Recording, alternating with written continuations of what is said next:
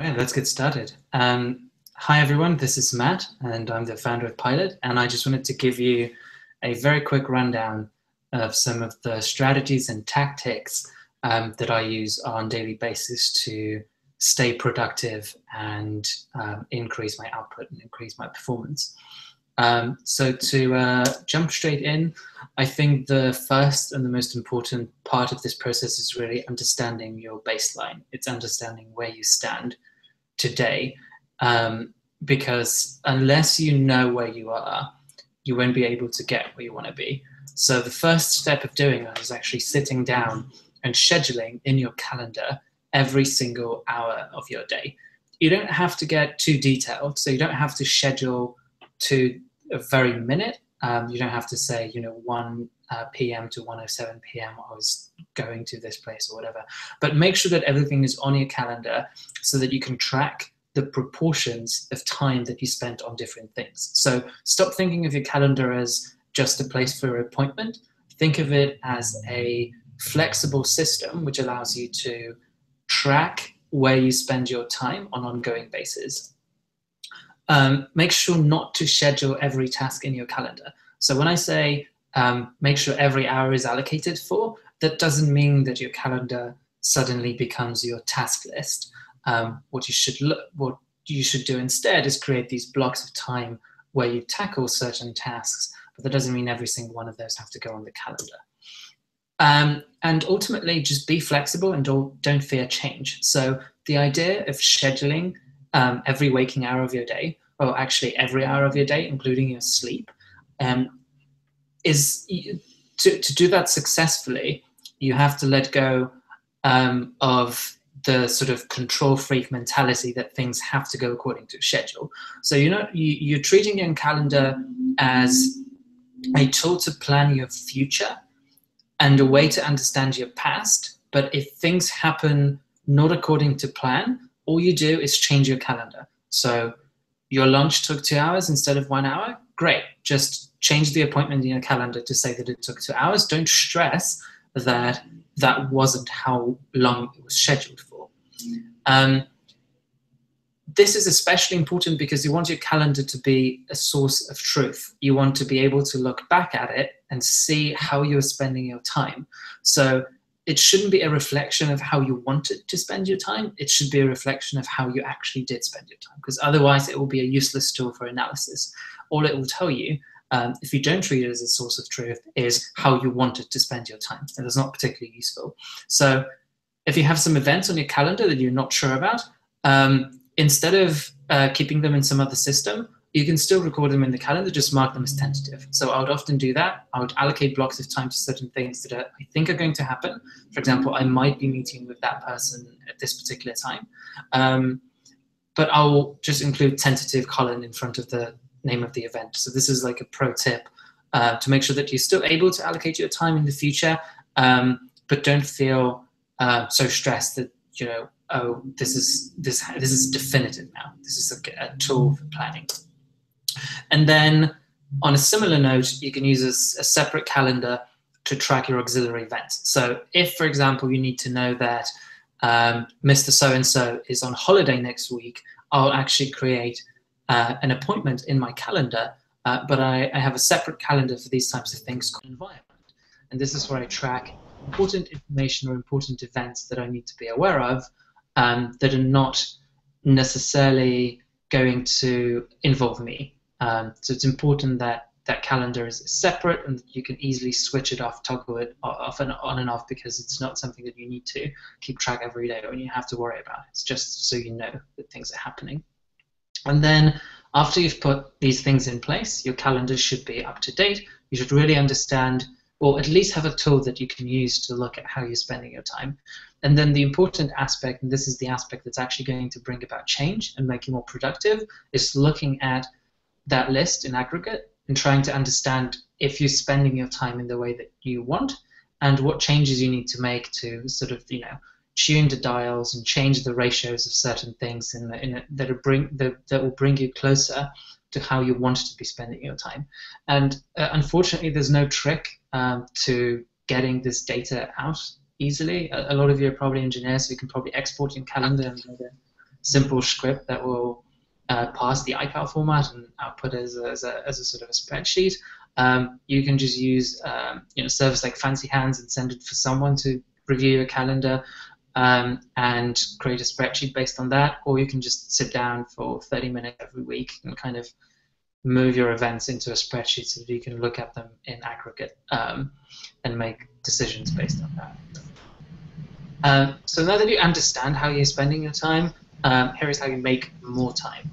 So we can fill it in good habits and good practices later on. So the first step would be eliminating what's unnecessary. So have a hard look at how you're spending your time, and anything that isn't productive or that you don't think you should be doing, try to cut it out. Do an 80-20 analysis on everything that you do.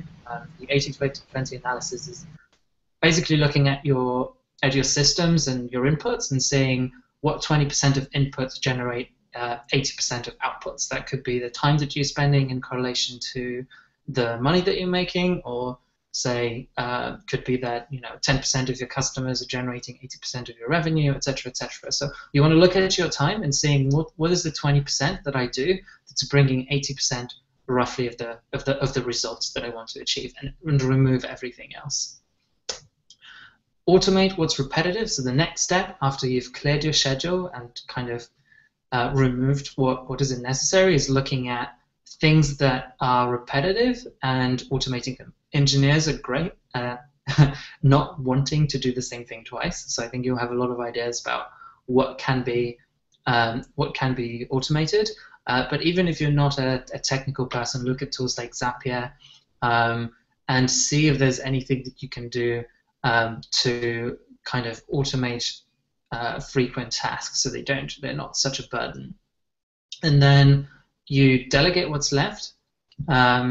So if there are certain tasks where you can see that you can easily hire someone else to do this thing that you're dreading, you should look at the cost of doing that. And a lot of the time you will find that actually delegating something to someone isn't terribly expensive. So for example, and this is a very silly example, but I really don't like ironing my shirts. It would take me like an hour and a half every week to iron, 5 or 6 shirts, and I'm willing to pay what really amounts to £10 to have someone do that for me. And there's a service in London that I use called ZipJet, and I just press a button on my phone, someone comes up, picks up my shirts, and I get them delivered the day later for £10 or £15, and I'm saving a hell of a lot of time and a hell of a lot of stress.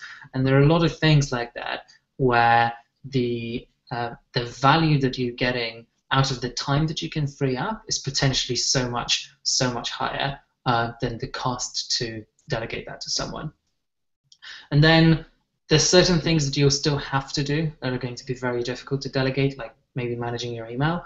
But what you want to do in that case is batch as many similar tasks as possible. So say only dedicate an hour every morning, or maybe start with an hour every morning and an hour every evening to process email, and stick to doing that in these hours, because the constant context switching of jumping between your work and your email is going to kill you. It's going to be super annoying. Similar principles apply to modern tasks like Slack. So spend as much time in kind of do not disturb or with Slack shut down, and only look at it at certain, ideally predetermined intervals. And I've actually found that concept taken to the extreme in a book called Deep Work, where the author is suggesting to actually schedule kind of internet time. So instead of scheduling time that you take off the internet and you do things kind of offline, you write or you read, or you do whatever work conceptual work that you need to do, he's actually calling for scheduling the internet time. So the default is you don't have access to the internet. I realize that this is probably unfeasible for a lot of you, if you're engineers, if you're designers. Like getting completely offline is going to be impossible. but you can create these sort of sanctuaries and blocks of time where that access is going to be restricted. And this leads me to the next point in doing what I've suggested before, kind of eliminating, automating, delegating, and batching. What that will allow you to do is now create large, consolidated, ideally consolidated blocks of uninterrupted time. And this is really where magic happens. This is where you can get into the state of flow and really get cracking through a to-do list, really get kind of deep into a technical problem that you've been trying to solve, or into design that you've been struggling to create. And these large uninterrupted blocks of time is how you should manage your attention. So you can allocate multiple blocks, say of 90 minutes to solving a particular problem, and then keeping yourself kind of accountable based on how many blocks of time you've used to a particular challenge. And this, once again, is kind of in line with what I was saying before around tracking every single hour of your day. I don't mean, have a timer going and constantly switch context and constantly record what you're working on. I mean, make sure that every hour is accounted for, and that counting could be, I have a 5-hour block of time that's dedicated purely to work, and in this block of time I've tackled these 3 high-level projects. That's going to be detailed enough and accurate enough for you to be able to then do analysis on that data.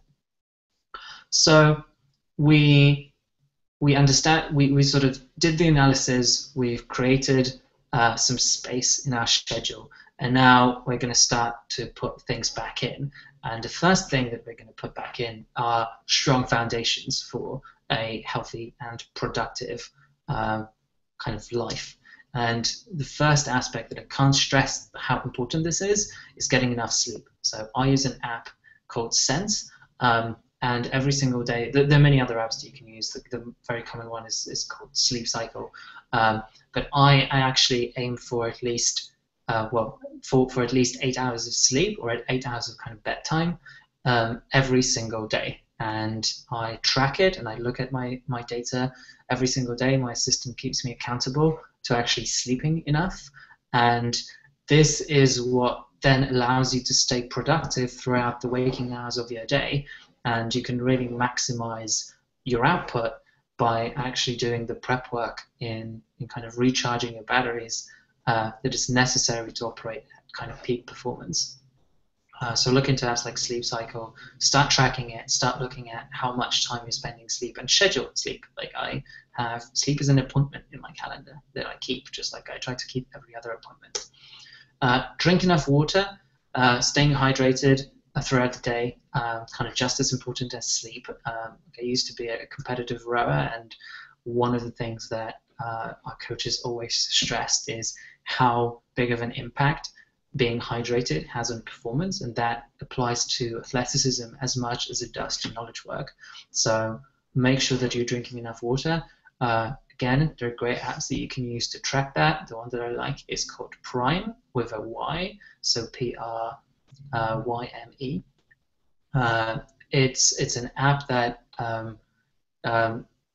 they have a smart cup that kind of measures your water consumption during the day. But you don't have to use the sort of smart cup. It costs like $100. I don't have the cup, I just use the app. But it kind of, the reason why I really like this app is that it turns the concept of kind of tracking water consumptions on its head. So instead of just saying that, hey, you need to drink 2 liters of water per day, what it's doing is it is encouraging you to hit your optimal hydration level as quickly as possible during the day or in the morning, and then keep it during the day. So it's constantly prompting you to kind of stay at your prime, as they call it, and kind of top up your drink during the day and take sips of water, which I found is a much more sustainable approach than, say, using an app like Way of Life or Streak to just track the total consumption during the day, because it encourages, that approach encourages bad behavior in that you're just going to chug like a liter of water at the end of the day just to hit your milestone, whereas Prime kind of prompts you to do that throughout the day. Find time for exercise. Again, after you've kind of sorted out your sleep and your hydration, exercise is the next step that you need to add. You don't need a ton of time. If you can find 2 hours or 2 1-hour sessions during the week to go to the gym, do some weights, that is going to be enough to kind of keep you healthy. And then ideally add in like an hour-long walk every day. And you can use these walks to do phone calls, for example, which is how I try to parallelize and batch certain actions. So I would do my one-on-one meetings while walking in a park or while kind of thinking and preparing my day. So exercise you don't have to be in the gym 3 hours a day every day. Like you can find what's called the minimum effective dose, and just get a few hours, 2 hours, say, of gym time a week and an hour of walking every day, and you're going to be in great shape. Eat well. Again, there are many different kind of diets or eating regimens you can subscribe to. There's paleo, slow carb, sort of ketogenic diets. I think it's important that you find one that works for you. And just stick to it. And I think it's important to kind of put the same systems in place to measure your food consumption and be able to then correlate that with your productivity and energy levels, so actually what types of food will keep you productive and keep your energy levels kind of constant throughout the day, and which ones lead to a quick spike and a very shortly followed by a crash. So I can't tell you, I'm not going to play a doctor here and tell you what you should eat, but you should definitely look into getting your diet in order, because that will really have an impact on your performance.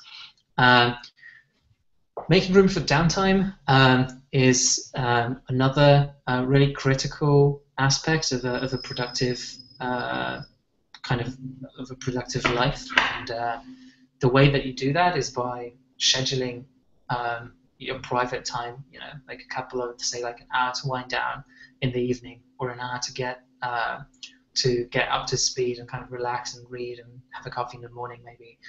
Just put them on your calendar, and make sure that you have that time that you need to relax, spread kind of throughout the day, so you don't feel constantly stressed.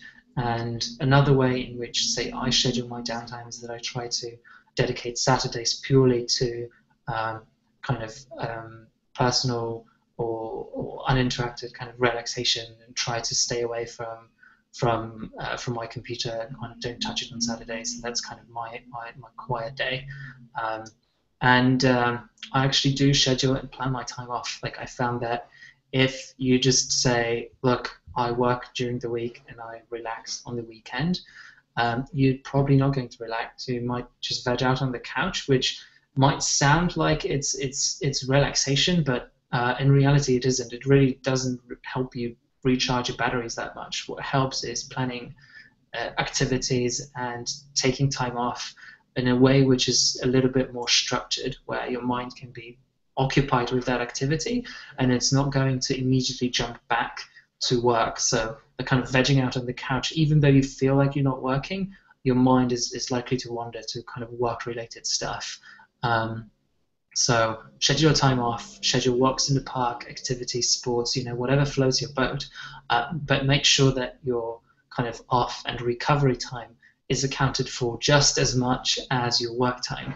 I think it's very interesting that in the sports world, athletes treat their recovery time as seriously as they do treat their practice time, and we're not seeing the same thing happening in the kind of knowledge work space or in the productivity space. I think you do need to create these periods of recovery, or otherwise you'll just wear yourself out.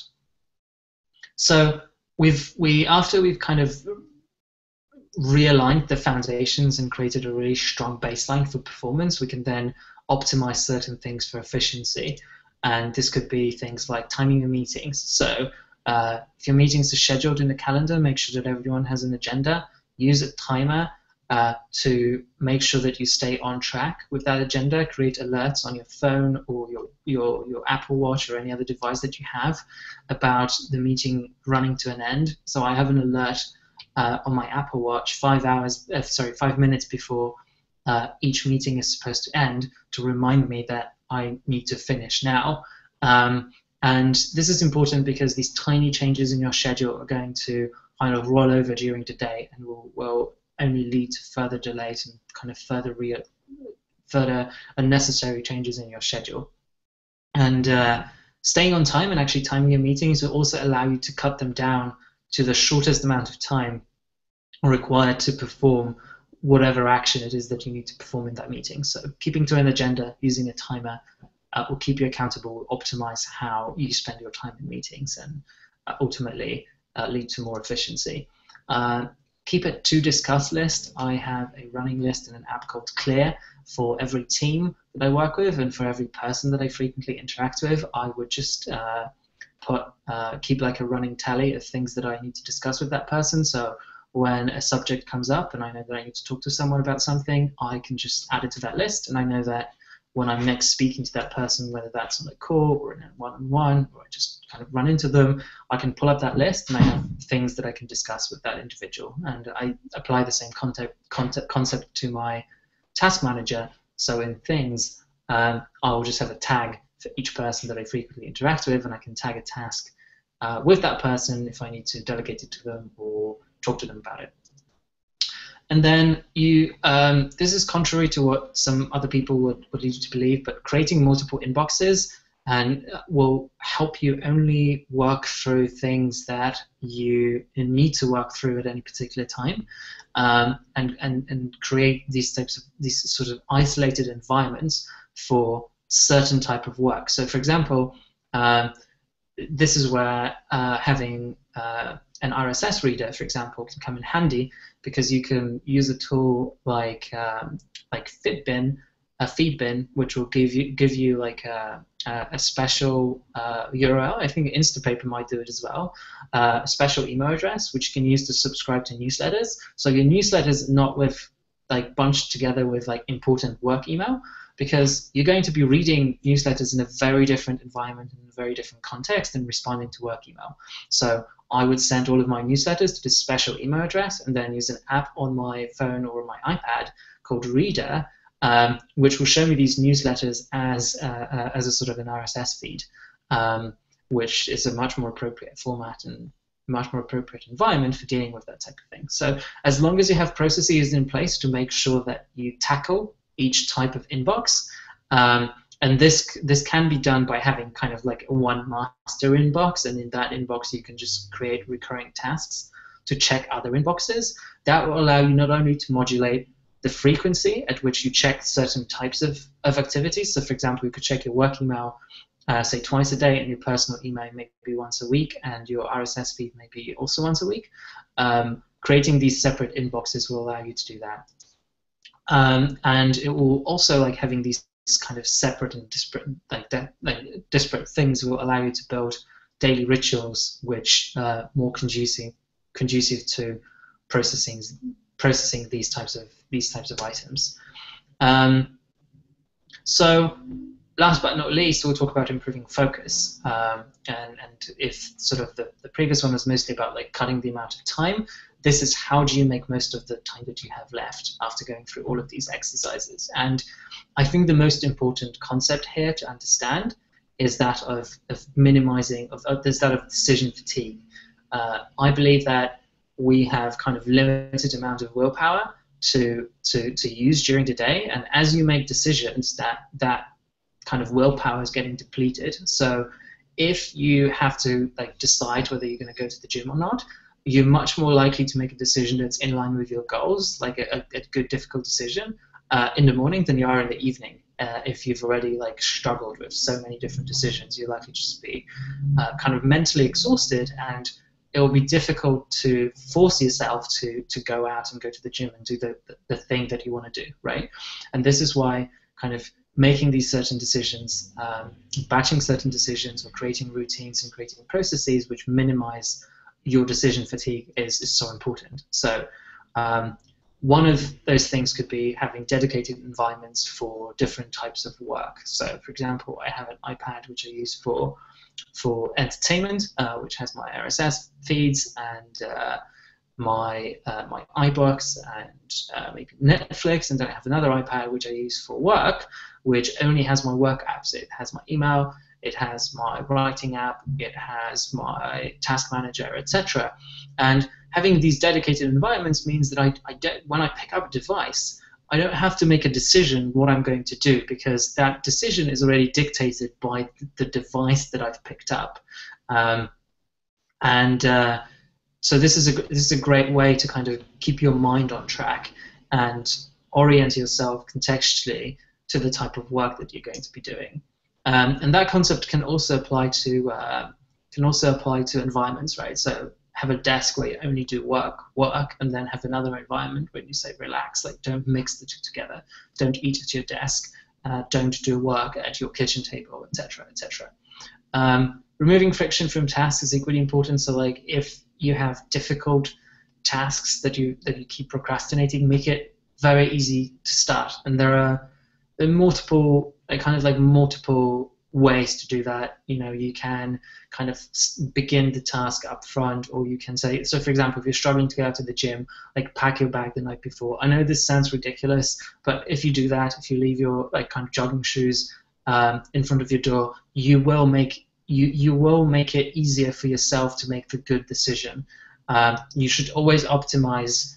You should kind of manipulate your environment and change your environment in the way which the easiest decision is the best one for you. So this is why, for example, if you see some friction, for example, if you're struggling to eat well, just remove all of the bad food from your house, so that eating well doesn't have as much of a friction, because you're not fighting between, you know, grabbing a chocolate bar and grabbing a handful of nuts. Like, you're making the good choice, the easy choice, and that's really important.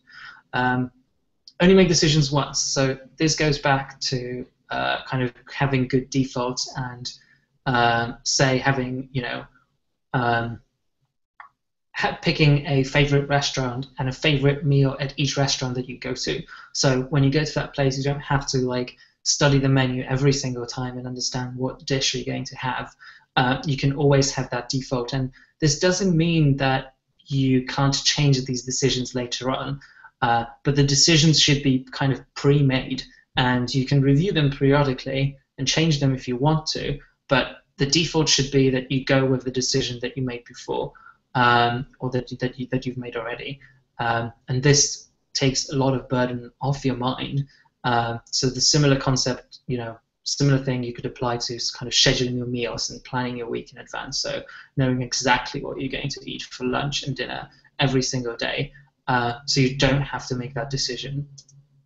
And then, last but not least, kind of create if-then roles for yourself. So if you're struggling with building certain habits, or if you're struggling with handling certain situations, then actually write down, you know, if this happens, I will do Y.